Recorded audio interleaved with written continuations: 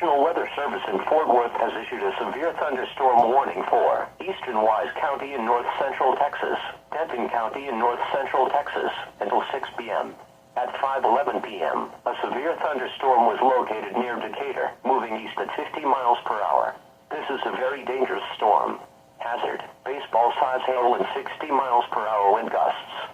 Source, radar indicated. Impact, people and animals outdoors will be severely injured. Expect shattered windows, extensive damage to roofs, siding and vehicles. Locations impacted include Frisco, Denton, The Colony, Corinth, Lake Dallas, Sanger, Decatur, Little Elm, Crum, Pilot Point, Argyle, Hickory Creek, Shady Shores, Aubrey, North Lake, Krugerville, Crossroads, New Fairview, Boyd, and Hackberry. This includes the following interstates: Interstate 35 between mile markers 468 and 481. Interstate 35 west between mile markers 78 and 85. Interstate 35 east between mile markers 458 and 466. Interstate 30 between mile markers 468 and 481. For your protection, move to an interior room on the lowest floor of a building. A tornado watch remains in effect until 8 p.m. for north central Texas.